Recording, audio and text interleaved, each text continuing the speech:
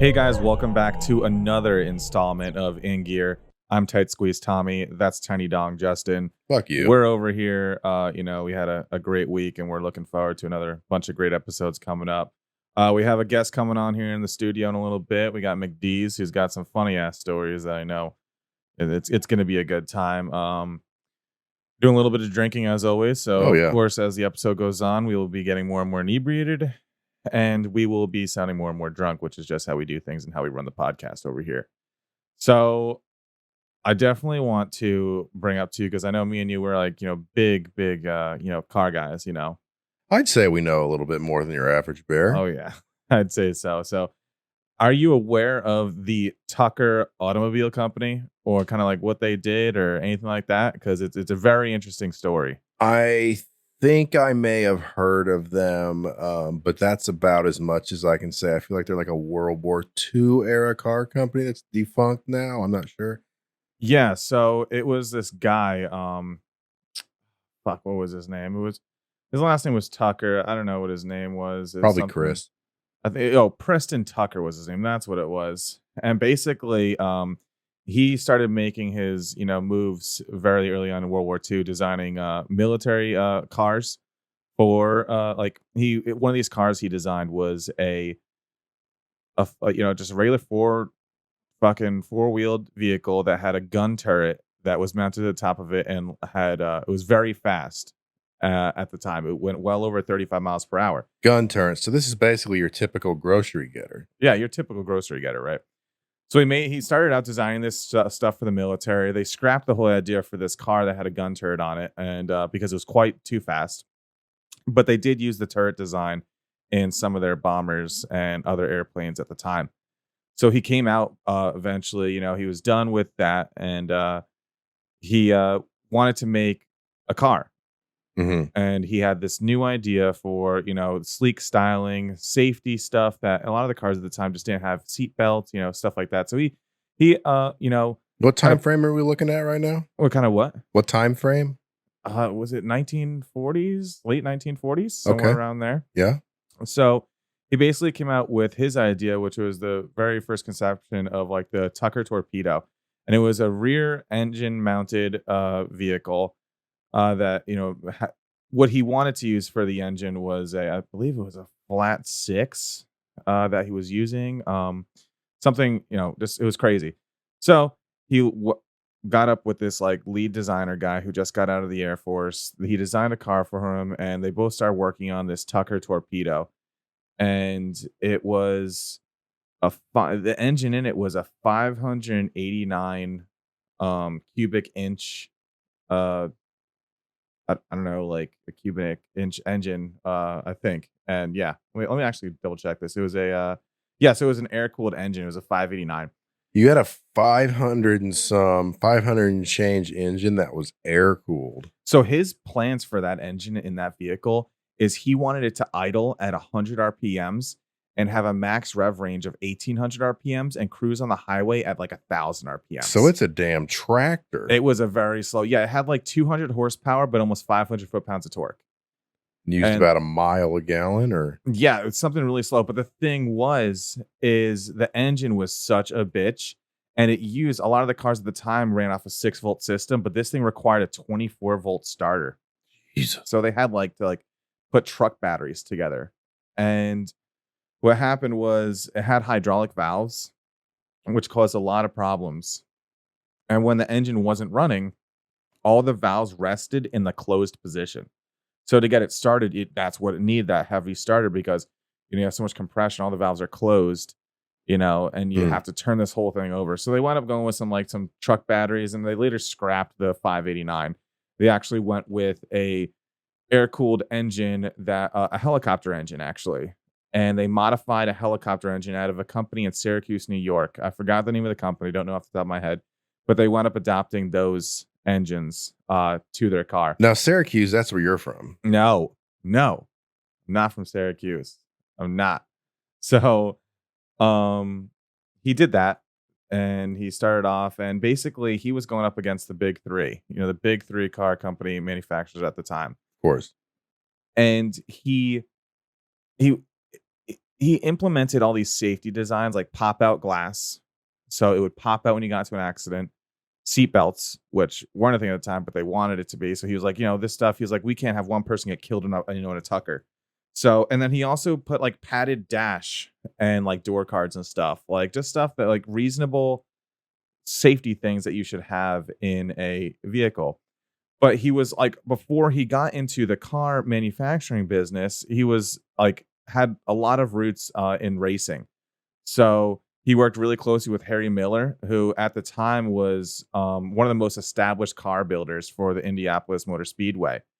And some of Harry Miller's engine designs were so advanced at the time that the legendary Ettore Bugatti was actually accused of copying him for his engines also. Is that right? Yep. So he designed this vehicle. He was going against a big company, and he ran into like this whole big issue. He bought one of the biggest plants in the world at the time. It was like 76-acre plant under one roof, the largest building at the time. And he was coming into like all these legality issues because these big companies were seeing the car that he was making, and they realized they were in trouble. They were like, oh shit, everything he's doing is really good. It's a great vision. We don't have it. So in theory, he could put us out of business. He was going up against the big three. Wow, that's got to be impressive just to go up against like one of the big companies like that and have them take you seriously as a threat, especially in like the post World War II era. Like everybody can make money then, but they saw it as such an issue where they could be put out of business by this guy. Exactly. So it was this guy with a dream. He didn't have a plant. He got all this loans and money, and he went up producing 50 of these Tucker automobiles. I really can't get too much into it because I don't know the legalities that he faced, but I remember there's actually a movie out called, I think it's called like Tucker, the Man, the Car, the Machine, or something, along the lines of that. And Mm. it kind of goes through his story of how he, made this engine, or not made this engine, designed this car, and a lot of the battles that he went through. He wound up winning this court case against these big companies and produced 50 of his vehicles.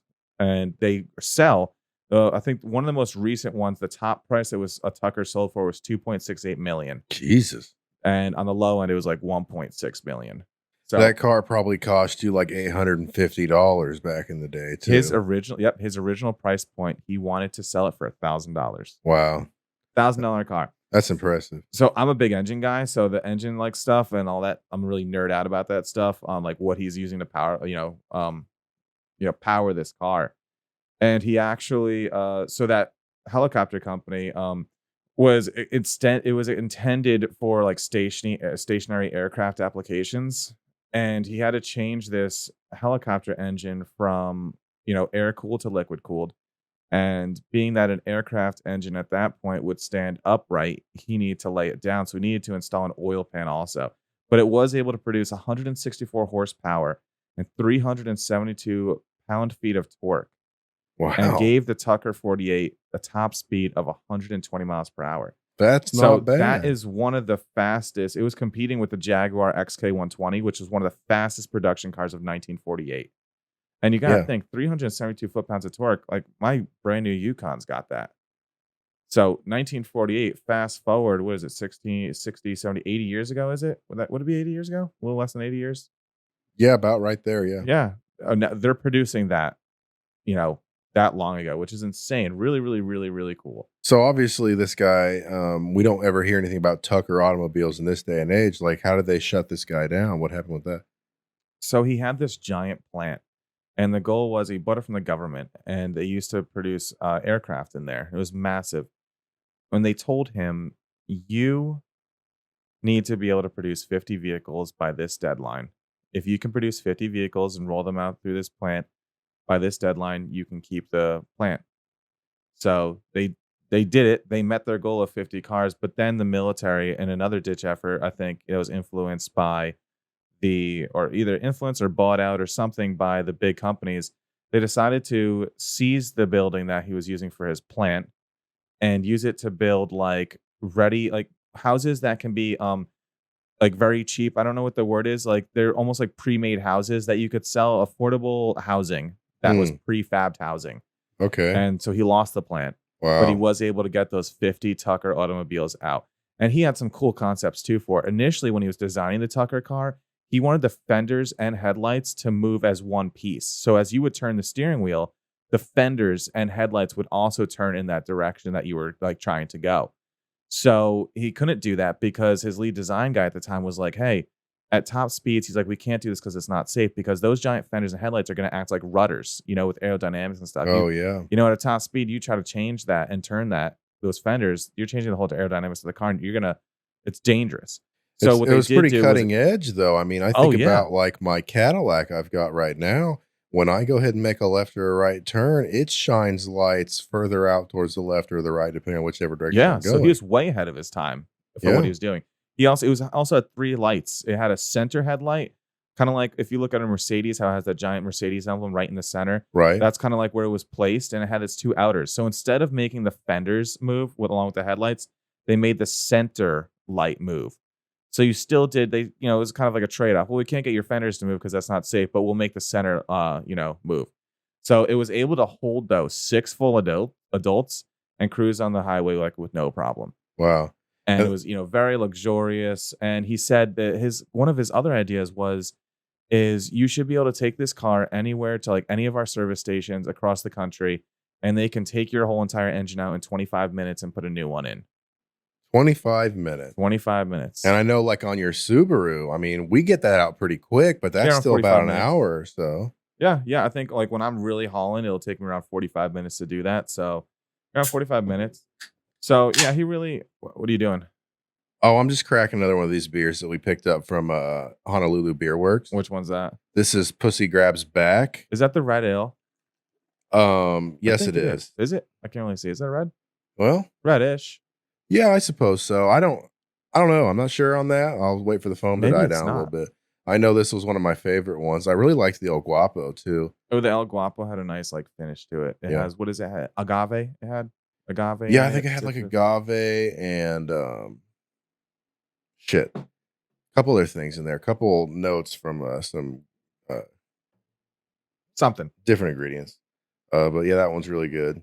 We'll probably have one of those with one of our guests coming up here on the later in the show. That's going to be really good. You know what your story reminds me of, though? The way that he kind of got shut down by the government. And I'd have to go back and do a little bit of homework on this to I'm really listening. kind of understand what really went on there. But I remember John DeLorean, founder of the famous DeLorean automobile used in things Yep. like Back to DeLorean the Motor Future. Company.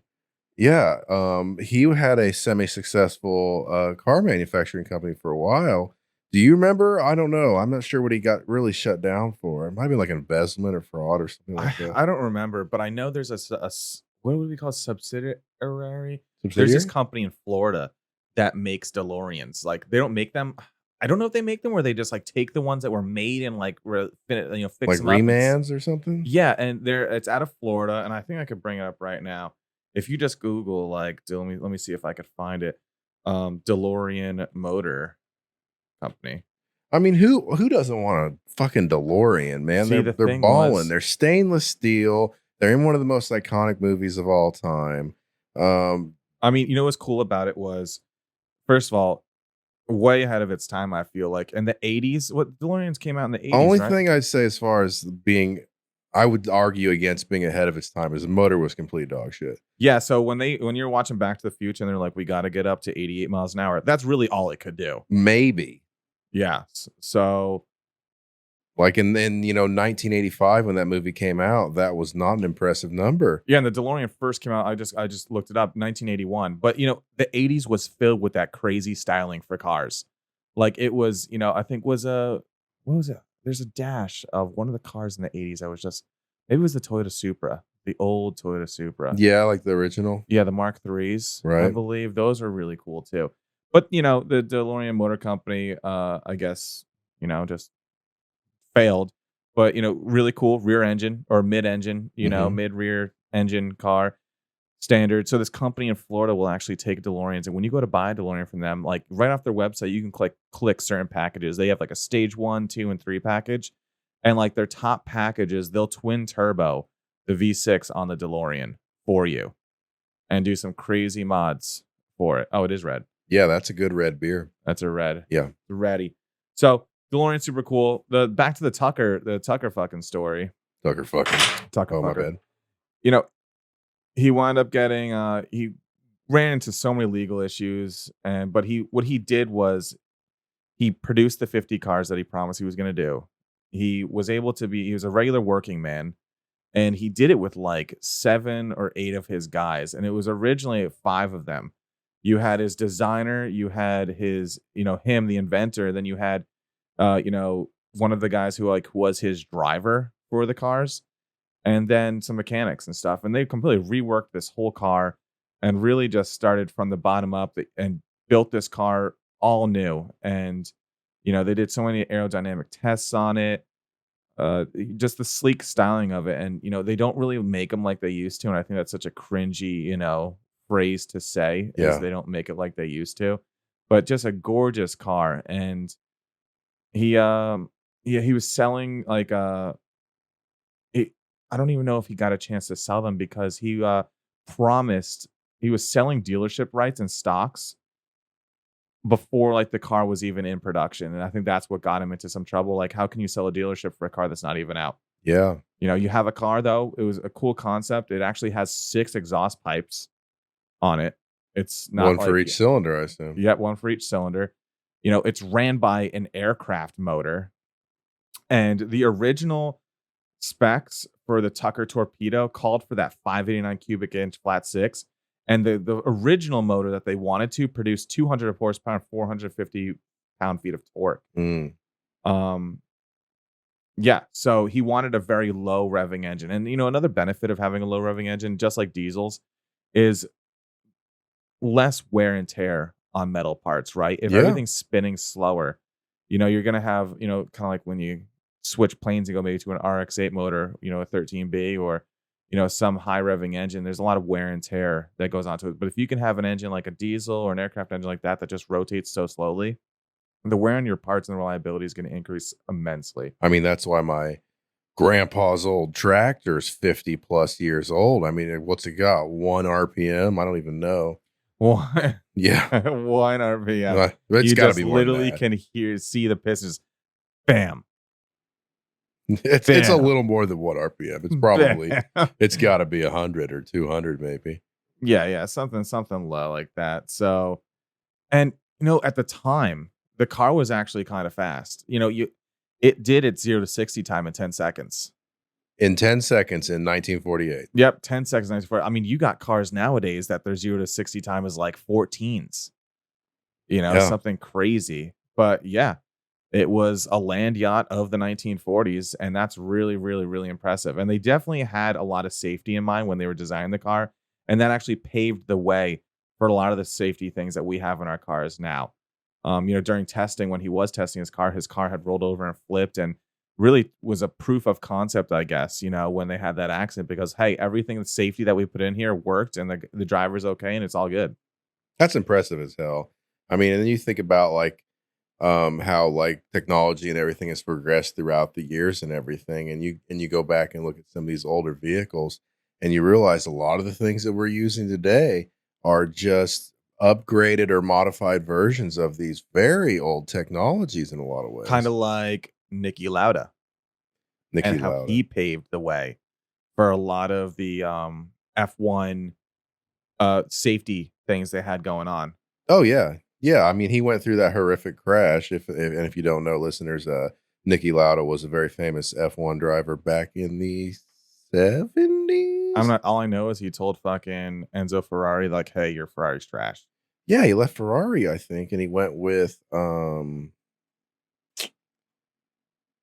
I don't want to. It's not Mercedes. I don't think he went with Mercedes. I was gonna say Mercedes, but I don't think it is Mercedes. Whoever we went with, he drove with that car for the rest of his career. I'm pretty sure, or Yeah, that he car made it manufacturer.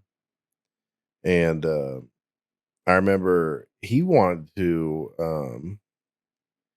After his wreck, he basically finished out his season, maybe did a couple more seasons, and transferred over to where he was all about making these races safer.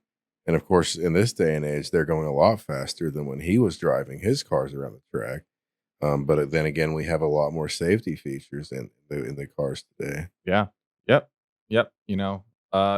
I just, in my opinion, looking back on some of these older cars from the 1940s and stuff like that, I just almost wish they'd still make, take that design concept and make it like they did, every car almost like was unique, right? Because everyone's trying to push out that new thing, that new cool looking car. Yeah. And now a lot of these days, you got cars like the STI, the new WRX actually that came out, looks like a Honda Civic. It's almost kind of harder and it takes a little more of an eye to distinguish, which car is which car because A they little all share. disappointing. Yeah, disappointing. Like there's you look at these older vehicles and they're just works of art. What's the car that fucking Cruella de Vil had? I think it was a Cadillac DeVille. Oh, I'm not Was it? sure on that. I think it was an old Cadillac. Well, it was a Cadillac, but stuff like that, sharp lines, sharp Oh, body yeah, lines. those old Mercuries back in the day. You remember that big square-bodied Lincoln Continental with the suicide doors back in the Oh day? god, so gorgeous. That thing had a humongous motor. I wanna say like a 496 or something like that, Yeah, they had to make those engines so big back then because the efficiency wasn't there. and nobody cared about And fuel prices. nobody cared about fuel mileage, and, it was after the Great Depression, so, it was when we were booming, right? The Yeah. big boom, we had all this influx of money and jobs were being produced, and, it got us out of depression going into World War II and stuff like that, and produced a lot of jobs, and people were, had some money in their pockets, so they didn't really care about fuel efficiency or, fuel prices or anything like that, but they would make these giant motors just to produce maybe 175 horsepower, which, in Oh, today's. somewhat laughable numbers by today's standards, like in a sports car and especially the gas crisis Mustangs, like it Oh, yeah, my made buddy's like mom had one. 90 horsepower or something Yeah, like they that. made a four-cylinder Mustang because it's a Mustang 2. I think it was called the Mustang 2. It was a two-door Mustang that they designed with a four-cylinder, and it really, like, looked like shit. Yeah. And actually, I wanna Google this real quick I mean, they because redeemed themselves right after that with that Fox body Mustang. It's a classic today. But and they had the 5.0 in there, wasn't it? yeah, there was a couple iterations of, different, engines that they, went through. Yeah, it was the Mustang I wanna say it was the Mustang 2? One of the worst and ugly yeah, it was the Mustang too, like, one of the slow and right here, I saw a headline, "The story of the slow and ugly Mustang." Like, it does look disgusting. It almost looks kinda like a Camaro of the time, and it's just ugly, and it was just a cheaper, more, efficient. What time frame is that? It's got to be like 79, 83, something like 76, somewhere around 76. there, 76, yeah. I think maybe when it was first, yeah, 70, yeah, 76, around there. Yeah. So, a cool car, I guess. It's looking back on it now, it would be cool just to have one because 'cause they're so unique and not a lot of people have it, right? Yeah, I mean, in some ways, it's kind of unique and maybe valuable to the right people to have what might be considered one of the worst Mustangs. Exactly, exactly. I love it. I think actually, like as a matter of fact, as far as terrible cars, like the Pinto is probably pretty Oh, the collectible. exploding car because the fuel tank was right in the back, and if you got hit from the back, you literally just exploded and caught on fire. Yeah, but I think that car is pretty collectible now. Oh, it's gorgeous. I love seeing the drag Pintos because it's so small and compact. Like, I don't wanna say very small and compact, not at same level as a smart car, but just looks so good. Yeah. I love it. I'm a big, the AMC Javelin. Oh That was a yeah, really that cool thing had car. like big windows on it too. Yeah, and Or am I thinking of the Pacer? maybe? The Javelin actually had 2 engine options. I wanna say it was a straight 6 and a 302. Well, hey, listeners, if you got any input on these old classic cars, maybe you lived in that day and age where everybody's driving Pintos, Pacers, and Javelins, go ahead and hit us up at ingearpodcast@gmail.com. We would love to read some of those comments on air. Yeah, I wanna hear about it. We got a special guest in studio today. McD's is here to join us, Howdy, ladies and gentlemen. Yay, McD's. and he's going to crack a beer with us. Yo, McD's, what kind of beer you got in your hand? We've got Honolulu Beer Works. I've got their Hop Island IPA. Sounds good. I got this Cocoa Vise in here. Let's go ahead and crack these bad boys and pour them in the glass.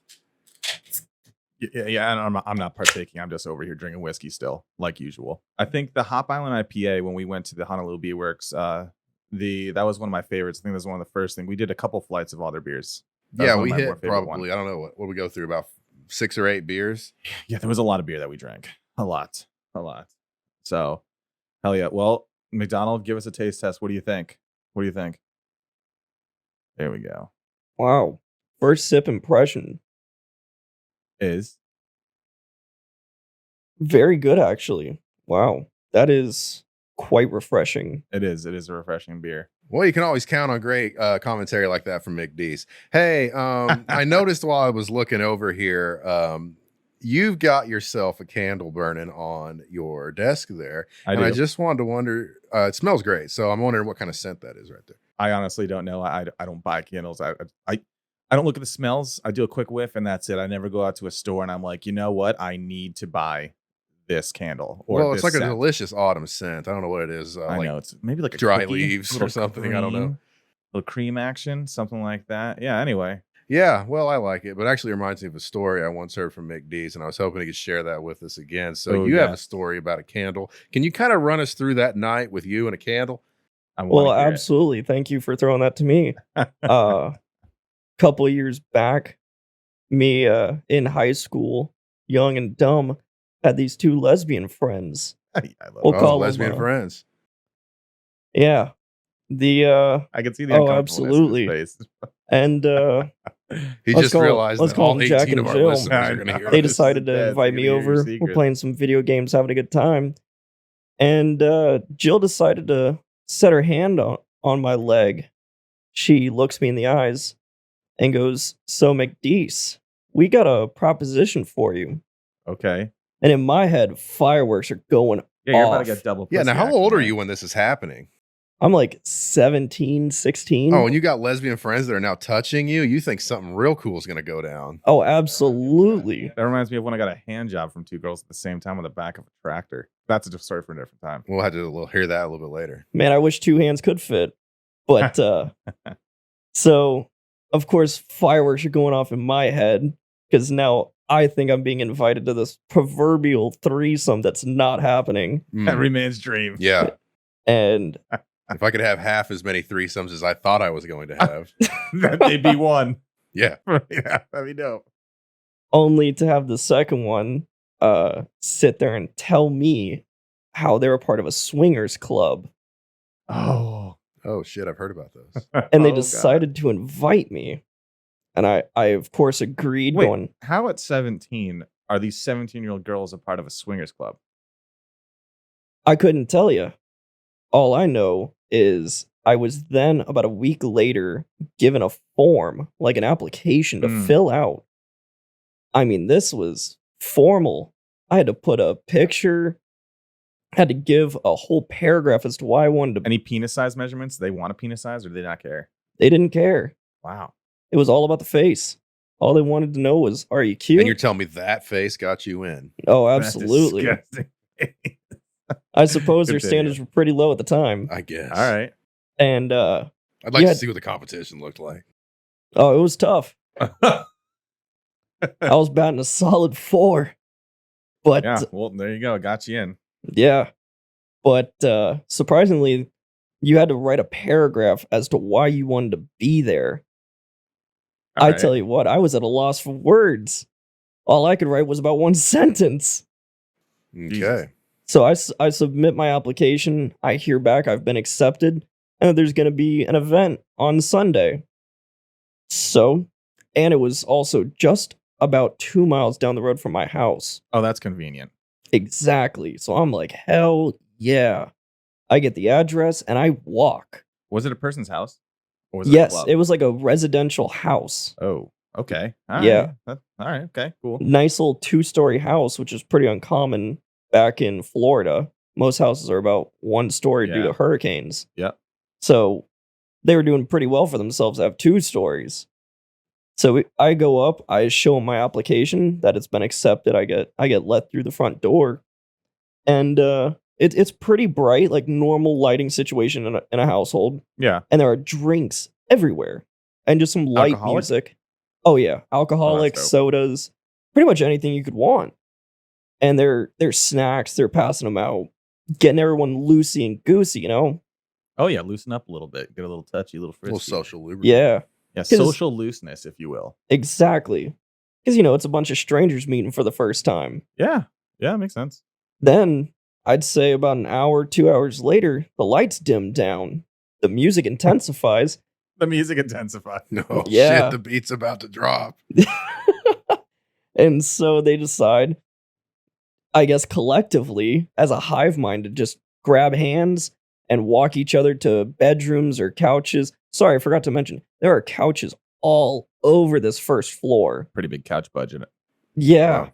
There's like 3-seater couches going one way, there's futons going another. Yeah, is there any type of entrance fee you had to pay to get into this? Or You know, I'm glad you asked. Yes. How much was it? $5? I freaking wish. We're talking 200 buckaroos. 200 Is that a smacks. lifetime membership or like a one-time fee? Every time you go, there's $200 to fuck at my house. Well, I couldn't tell you because Well, these are questions I need to know because I'm going to start running something like that in my house. If you're getting $200 a fuck sesh, yeah, I'm in. Per dude? well, I'm telling Yeah. you what, Oh, do women have to pay too, or is it just a men? I'm assuming both because the $200 wasn't really for the fuck fee. It's more of like a alcohol head All charge. your drinks and include like a package deal. Exactly. Because I know some people that'll fucking drink $200 under the table, no problem. Oh yeah, a night at the club, yeah, easy. Yeah. So everyone starts going off to couches, and the second floor had like 4 bedrooms, and there's like 2 beds per bedroom. And so this decently fine gal, I'd say she's like a 5 or 6, decides to grab my hand randomly and take me up to a bedroom. Mhm. And No, you it- don't. This is not one of your lesbian friends. This is somebody completely different. completely different. Never met her a day in my life. So the lesbians kind of did you a solid, like, hey, we're introducing you to the swingers club. You're gonna get laid there. Come on over and pay your membership fee, and you just get to fuck. Pretty much, yeah. That's dope. So I get drawn off to this room, and it is a 3-on-3, 3 males, 3 females. And you're the seventh in that sense. No, I am one of the 3. third. Oh, Yeah. wow. Good ratio. Yeah, Yes. that's kind of you don't want like a 5-on-1. That's just too much meat Yeah. going on. There's a ratio. that Oh, I needs to hate be it when kept. that happens. Yeah, that happens to me all the time. I hate it. Well, the problem was the women were getting competitive. With what? Fighting over penises? Sort of. It was who could be a bigger whore competition? Who could take dick better, right? Oh, that's dope. I mean, I think that just kind of goes with the territory when you go to one of these events that like these women are going to be doing anything and everything to prove who's more disgusting than the other one. Oh yeah. Absolutely. And so at one point they're handing us drinks while we're fucking. So Dope. yeah, dope. But the problem is I'm a lightweight. And at the time I didn't really know my situation. Like I didn't know I was such a lightweight. Yeah, you didn't really know your limits at that point. Exactly. And so 5 shots in, I'm starting to feel loopy. And these shots are coming one after another. I'm not even having a chance to feel them. Oh wow. By like the 9th one, I am pissed drunk. Yeah. I'm still going, but I'm so out of it at this point. 10th shot comes in, and I guess that was the limit, because that's the last one I remember. You were blackout at that point. Oh yeah, I am wasted. Oh wow. Later that night, I'd say 5-6 hours, I wake up laying on my stomach in a bathtub. Wait, are you naked? Oh Do yeah, you have all your kidneys? I do have my kidneys. What was There's your initial thought there? Like waking up. So you woke up in the same house same house, in a bathtub. completely confused. No idea how I got here. Okay. And it took a while for it to dawn on me that something's not right. Wait, so did you get roofied or something? No, it was definitely the alcohol. You know, I don't know why they call them roofies. They should just call them flories. Oh, Because absolutely. you always end up on the floor. So I'm kind of doing like a status check, like, okay, I've still got phone, keys, wallet. What the fuck? Wait, what is that? And I realized there is a still lit candle in my ass and a quarter in my hand. There's no way. Yeah. You have a lit candle in your ass. So what the wax is just like burning down on your legs or something? Yeah, your cheeks are covered, and you're just. What would you say? Like you. It's almost like if someone took your cheeks and dipped them in wax. Pretty Wax much. dipped cheeks, if you will. Oh, Yeah. waxy cheeks. Not very Wax comfortable. cheeks. Thank God, back in the day, smooth as a baby's butt down there. Okay. So yeah, it that's came easy. off pretty easy. Yeah. But not the most enjoyable event, especially because at this point, we are now 4 hours before school starts. Oh God. I am still deeply hungover, so completely demolished at this point. I basically waddled to my house, walk in through my front door, avoid my father entirely. It's Go not something you want to see your son. That's not a conversation you want to have with your dad. Hey, dad. That's a little bit of a disappointment there. exactly. So I slink off, take a shower, get dressed, and go to school and just try to completely forget the situation. Did you meet the two lesbians there? I did, Did yes. they ask you how your night was or anything like that? I mean, occasionally throughout the night, because you'd stop to refuel on drinks and so on and so forth. I saw them. We didn't have a conversation because they were face deep. They were getting it. Lucky. Well, God bless Lucky. them. Well, That's just a great story to hear from old D's. you know what? That story reminds me of something that very meaningful to me. A question that I want to ask, and something that I think I'm going to ask you, McDonald. Hopefully, you can shed some light on this. Give me your opinion. Now, I'm Absolutely. going to ask you a question. The first part of that question, I'm going to ask you the question. Your first part of your response should be a yes or a no. Okay. Those are the only two responses you can give to this. Hit me with it. After that, I need you to elaborate a little bit on this. So the question is, does penis size matter to you on a woman? No. Okay. Explain. No matter what the size, to me, it's wrong. So, Okay, so you would rather them have a small penis or a big penis? I mean, small, because I don't want to feel emasculated. Yeah, but then it's just like, haha, you have a tiny penis. Then you're just laughing at it. Well, I mean, I'm not going to make fun of somebody's penis size, but I don't want to be made fun of. So, in this, I want to be the big stick, I want to be at the advantage. Okay. Now, how does that help you when you're sucking this dude off, though? Yeah. Well, woman. I'm planning on not doing so. Yeah. I'll give reach around, as Tommy over here, his dry handies. Oh, I love dry hand jobs. You know me. Oh, absolutely. So, I mean, I'll hit him with that, but I don't know if lips are touching. Okay, but what if she did have what if she was a 10 out of 10, but had a massive dong? I mean, that doesn't really change much in my opinion. What if she says, it's okay, you're cute, I like you, we can Oh, there still you do go. this? That'll be nice. I mean, as long as we're not going for oral, as long as it's just, hey, I want you come around back, give me that good dry handy and a good old butt fucking. Let's get this over with. Really?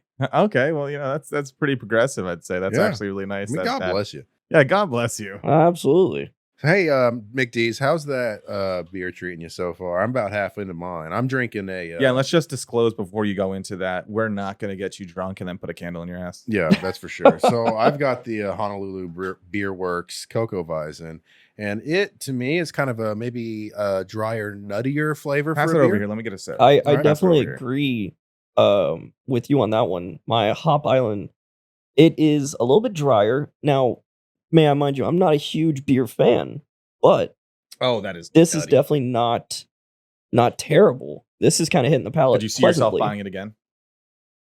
Reasonably, yeah. Yeah. I mean, we went down to I forgot where we were buying more equipment and stuff, trying to get the studio still, some extra mics and stuff and whatnot. And I kind of told Justin, I was like, hey, we also got to conduct some business. So we went down to the Honolulu Beer Works place. Really dope place, gorgeous, very island. What'd you say? Island vibes it gave off. It was They open. have live music in there. I think they do most evenings. I think they said, what was it, except for Tuesday? Yeah, it was like Tuesday or something. They did like a Tuesday, trivia some weird night or day, something, but it was a lot of fun. We really enjoyed our time in there. We were only there, I don't know, 2 An hour hours. and a half, 2 hours, yeah. Oh, I must have missed my invite. Oh yeah, sorry. We I think you were doing something that day. Yeah, you were doing something, and that was business, a business trip. We were using our business cards for that. So really, once we send that to finance and they review it all, they're gonna say, well, who you buying beers for? You can't be going out to the clubs buying beers for everybody, Yeah. However that goes. But I mean, it was a good place. I enjoyed it. The waitresses or bartenders, if you will, they were super dope. They had a wide food selection. The bartender manager guys, they seemed okay. They seemed real like, friendly. I really wish, we could have got a little bit more insight. Maybe if they had some more information on exactly how they brew their beers, kind of the process, where they're getting their ingredients. There's a lot of local, stuff like that. But they are a local company that does brew on island. They didn't give us any information as whether they ship to the mainland or not. But I have my doubts. yeah, I think there's quite a bit of cost there. You got to have a damn They have a good couple beer. really good ones I enjoyed. They have this real dark one. What was that called? Was it the Southern Stout? Was it the stout one? Yeah, that Yeah. one. I gotta say, it was probably better than any stout, any dark beer I've ever had. Yeah, and it wasn't as heavy as you thought it was It's going to not be. as heavy as you might think. Real delicious. It's got like, what was it, dark chocolate notes or something? Oh, it was in there? very chocolate, which a lot of the stouts do tend to, lean more towards that chocolatey, taste. Yeah, But it was not bad at all. better than a Guinness. Better than a Guinness. We did have a what was it called? The last one we tried. It was a beer that was fermented or barreled in old sriracha sauce barrels or something Oh, like the that. hot Tabasco. Scotch. Yeah, hot scotch. Yeah. Now What an that is interesting- something I think you're gonna have to be a specific kind of drinker to really want to have. It was a that. spicy beer. Actually, the bartender himself, he said that if you take a beer like that and cook it into a chili, it's really good, and I buy that. Yeah. Like, it's a beer, it's not a scotch, but it's got this Tabasco taste that comes right through, like it was cooked or prepared in Tabasco chili sauce or something. Yeah. It's not one you want to sit at the bar and drink, in my opinion. But if you have that certain type of palate, it might be for you. Yeah. Yeah. McDonald, you were telling us you had a story about what was it? Peeing inside of a girl's butt? Or you knocked a girl out or up, or you did both, but you knocked a girl out. Yes. You also peed inside of a girl's butt or asked you to, or what was it? Were these elaborate the on same that. two women? First you knocked her unconscious and then peed on her? No, Yeah, no. what happened? No, you've definitely got my two stories confused, my friend. Okay. It was one female. I'd say this is months after the party, the swingers club. I've now found a new confidence within myself.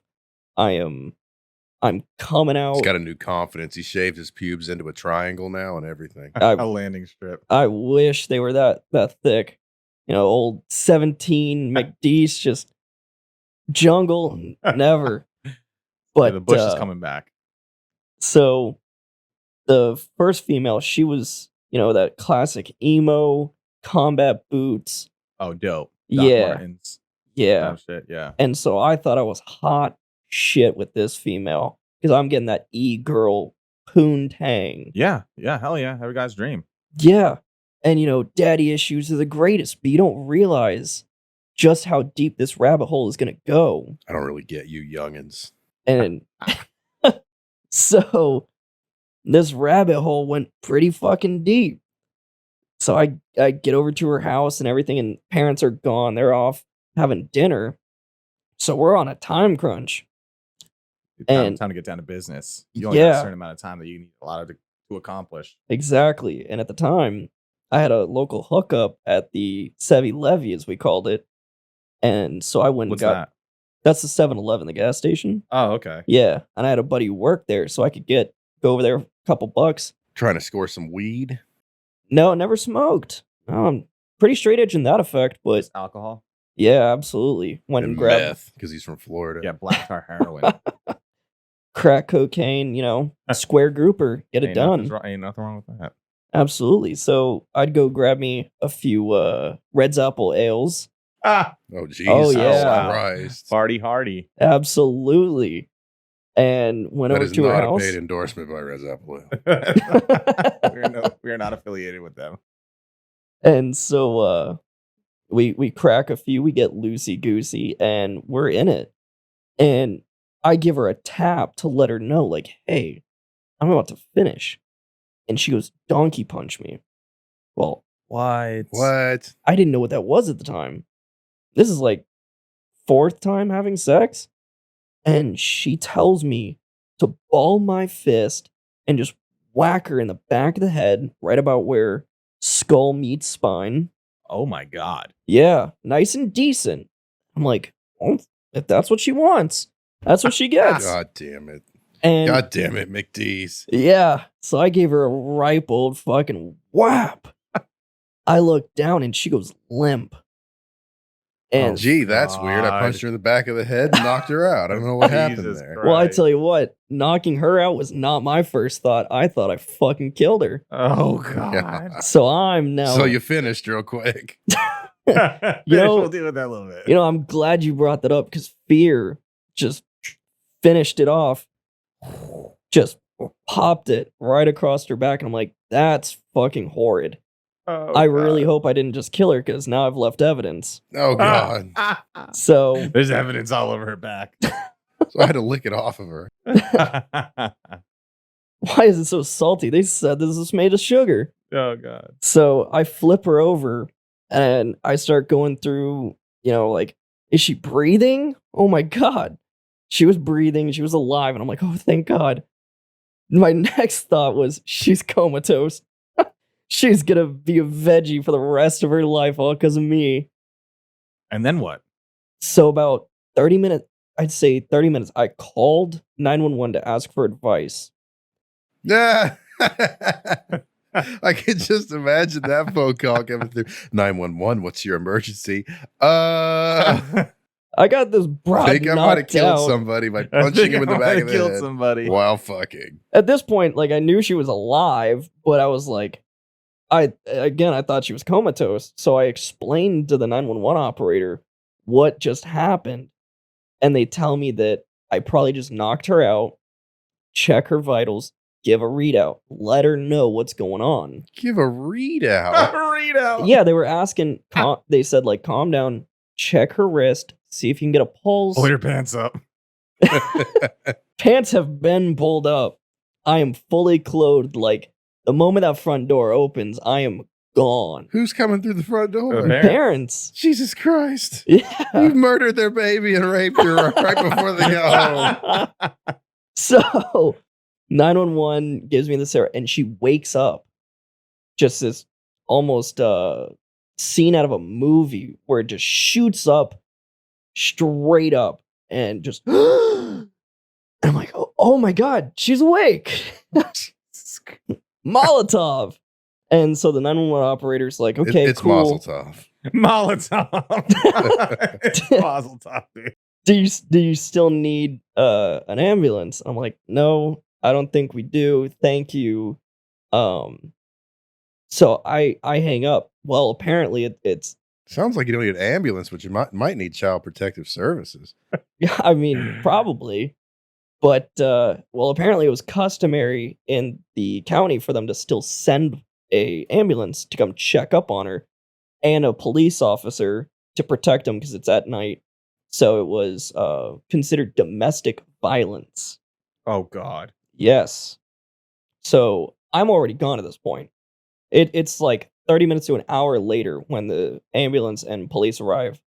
So they're going to show up, but they're not really in any hurry. No, because like I said, because she woke up and the 911 operator was like, okay, cool. Click. So I get a call. She's freaking out. Her parents are like, what the fuck happened?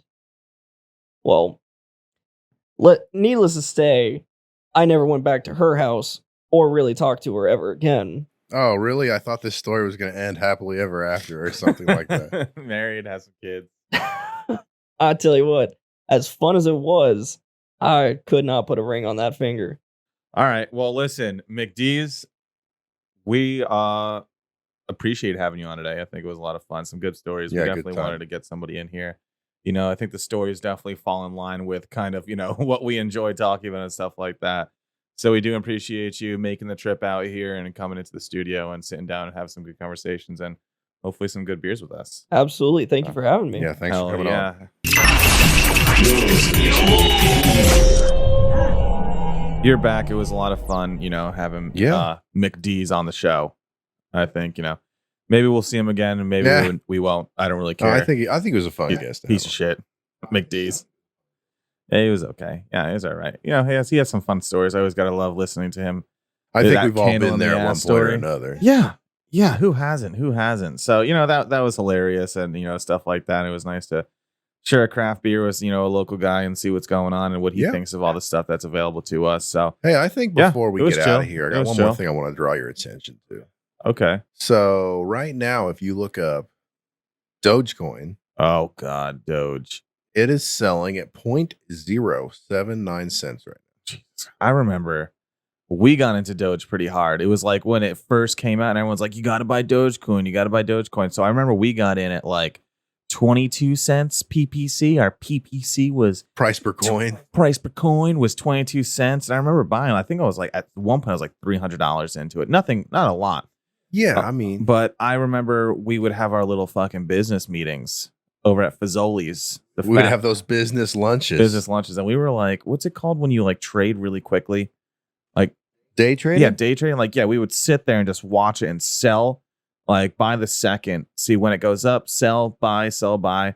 And for me, it was pretty. It was cool just to have a little bit of money in there and buy it. I remember I even told my dad and a couple of my buddies to buy, and they lost out on it too. And it really went downhill as quick as it went uphill. Yeah, but I think we And both made a couple of bucks off that before it finally hit rock bottom. it paid for my whole exhaust system on my STI. Yeah. I remember I sold it because I needed the money. Like, first of all, I was into the STI at like 12 grand at that point. Oh, just yeah. in the engine and all the supporting mods. But I didn't want to spend another fucking chunk of change on another part. And I needed the last piece of my exhaust. I remember selling my Dogecoin, making like, $700-800. And that just paid for my exhaust system. Yeah, you sold at a great time. I sold just a little bit late, but I also got in a little bit early. So I think I ended up making like 200 or 300, and I felt pretty good about that. Yeah, I sold, I want to say like at 50 cents. I remember it peaked at like 74 cents or somewhere around there. And I sold it like 50. And I could have waited it out, but it was so quickly declining and rising that I'm not too butthurt about it. It was fun. It was a quick little thing, and I don't mind it at all. Yeah, I mean, it was a definition of a volatile stock. It was only trendy because of the memes and everything else. But it was kind of fun to explore that. And actually, I think if it did anything for us, I think it taught us a little bit about like day trading and using apps like Robinhood, and I can't remember the name of the other one. And crypto. Too, 'cause Crypto, yeah. I know nothing about crypto. I'm not like an Ethereum or Dogecoin, or not Dogecoin. What's Bitcoin? Like, I have no idea which one's good to buy. And to me, that's like an uncharted territory that I really could give you no advice on any of that sort of stuff. But it was fun just putting a little bit of your money in and playing around with it and seeing where it goes. I know you have some other investments in like the stocks that aren't crypto, right? Yeah, I'm putting a little bit of money into a couple different things. This isn't by no way a financial endorsement, but I'm just kind of interested in seeing what happens with them. I know one of the things I invested in was Carnival Cruise Line took a complete shit through COVID. Yeah. And so I'm thinking, okay, no one's taking a cruise right now. So when they start doing that again, that stock's got to come back up. I'm still waiting to see. I'm holding on to that stock right now to see if it'll return to its old glory. But right now, it's not doing anything great. Were you on the AMC? Didn't you invest some money into AMC theaters? AMC theaters, I cannot remember if I actually did or not. One of my buddies wound up getting in, dumped a shit ton of money into it, and then sold at a great time. It like doubled or something like that. Sold and made a fuck ton of money. That'd be great. You always hear those success stories. I don't know why they could never happen to me, but someone will put like 50 cents into a stock and leave with like $20,000. Yeah, it's just kinda unbelievable. Like when Dogecoin was at like 0.00002 cents, they put $100 in, it reached 75 cents, and they're like multimillionaires. No, yeah, That's just insane. it's to me. insane. It was a cool experience. Like I said, I'd like to learn, and that's like another one of those things I don't know much about. NFTs. I don't understand those. They don't make a lot of sense to me. Maybe But I'm if just anybody one of out the there old knows guys. what the hell it is, please write in or feel free to tell us. Like, hey, this is what that is. I'd love to know. And also, I gotta say, I was looking at our YouTube channel just earlier, Okay. and we did get some comments, which is really cool because I know we both love interacting with people who are listening. Oh, even though absolutely, we don't have- listeners. We want that feedback. We crave it. We beg for it. Yeah, and even though we don't have a lot of subscribers, we have 28 subscribers. That's fine for me, and I'd love, as much as I'd love to have millions of subscribers, it's cool just to have that interaction. Know people are taking the time out of their day Absolutely. to talk to us. Yeah, I mean, above all, like, yeah, it'd be great if we could end up, being rich and famous off of this. But at the same time, our main goal is to just provide content that entertains one, ourselves, and two, our listeners. And we're always going to be authentic to that.